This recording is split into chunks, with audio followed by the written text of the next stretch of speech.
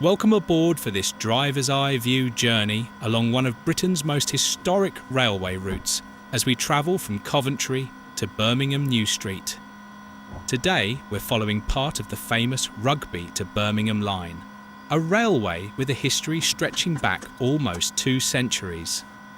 This route forms part of what is now known as the Rugby Birmingham Stafford Line, itself an important section of the WestCoastMainLine network and one of the most significant railway corridors in the United Kingdom. The line between Coventry and Birmingham was originally opened in 1838 as part of the pioneering London and Birmingham Railway, one of the world's earliest long-distance mainline railways. It was a route that helped transform travel, industry and society, linking the manufacturing heartlands of the Midlands with the capital city. As we depart Coventry Station, we're leaving behind a city with a remarkable railway heritage. The first station here opened in 1838 when the London and Birmingham Railway reached the city. Coventry was already famous for textiles, watchmaking and later bicycle manufacturing, and the arrival of the railway accelerated the city's industrial growth. Today's modern station stands on the site of generations of railway development and remains one of the busiest stations in the Midlands. Looking ahead, notice how the line quickly settles into a fast, straight alignment. Early railway engineers sought the flattest route possible, allowing trains to maintain speed across the Warwickshire countryside. Although modern passengers take this for granted, constructing this railway during the 1830s was a tremendous engineering achievement involving vast earthworks, bridges and cuttings. The London and Birmingham Railway was one of Britain's first great trunk railways and set standards that influenced railway construction around the world. Our first station along the route is Canley. Today it serves the western suburbs of Coventry and the nearby University of Warwick. Although modern in appearance, the area around Canley reflects Coventry's industrial expansion during the 20th century. Much of the surrounding land was once occupied by factories producing cars, engineering equipment and aircraft components. Beyond Canley, we pass through a landscape that blends urban development with surprisingly green surroundings. Railway enthusiasts often appreciate this section because it demonstrates how Britain's railways thread their way through changing landscapes, from city centres to open countryside and back again within just a few miles. Soon we arrive at Tile Hill. Opened in the 1960s, Tile Hill serves a large residential area and acts as an important commuter station. Looking out from the cab, notice the mixture of woodland, housing and business parks that now occupy land once dominated by agriculture. As we continue westward, the route enters one of the most scenic sections between Coventry and Birmingham. The line passes through the outskirts of Berkswell, a village with roots stretching back to Anglo-Saxon times. Nearby stands the historic Berkswell Church, famous for its Norman architecture and centuries of local history. Ahead lies Berkswell Station, a charming rural station that feels remarkably peaceful despite being located on one of Britain's busiest railway corridors. Stations such as this are often overlooked, but they provide a glimpse into the character of the original Victorian railway. Beyond Berkswell, the line enters open Warwickshire countryside. For rail enthusiasts, this is a particularly enjoyable section because it allows excellent views of the railway alignment ahead. On clear days, the landscape stretches across fields, hedgerows and gently rolling terrain that has changed little since the railway first arrived in the 1830s. We now approach Hampton-in-Arden, another historic village station. Hampton-in-Arden has served travellers since the earliest days of the railway and remains an important stop for local communities. The station retains much of the atmosphere associated with traditional railway travel, making it a favourite location for photographers and enthusiasts. The next major point of interest is Birmingham International. Opened in the 1970s, this station represents a completely different era of railway development. It was built to serve Birmingham Airport and the National Exhibition Centre, better known as the NEC. The station demonstrates how railways have evolved to meet changing transport demands.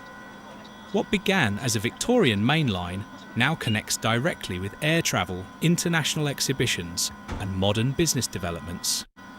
As we pass Birmingham International, you'll notice a significant increase in railway infrastructure. This area sees a constant flow of local, regional and long-distance services. Trains operated by several companies use this route, including local stopping services, cross-country trains, Transport for Wales services and high-speed intercity trains heading towards London, Birmingham, Manchester, Liverpool and Scotland. The route now enters the eastern outskirts of Birmingham.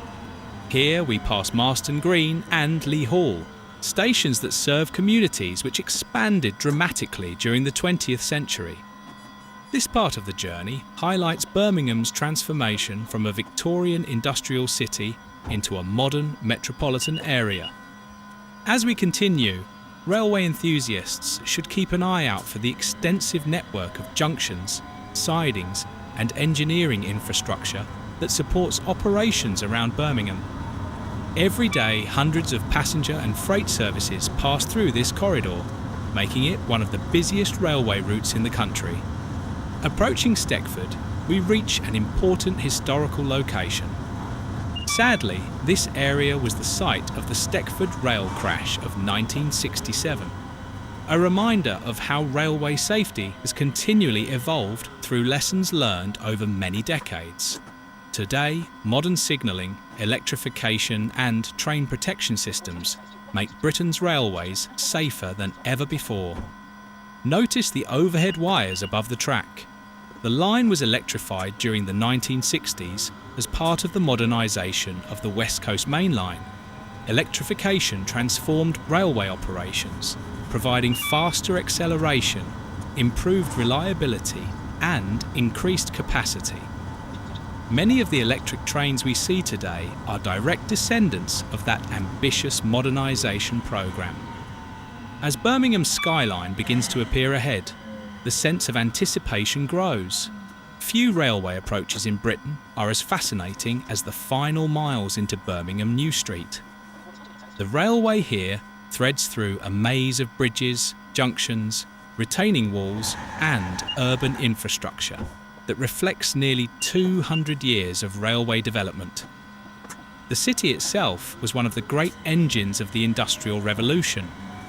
Factories, foundries, workshops and engineering firms once filled the landscape around the railway.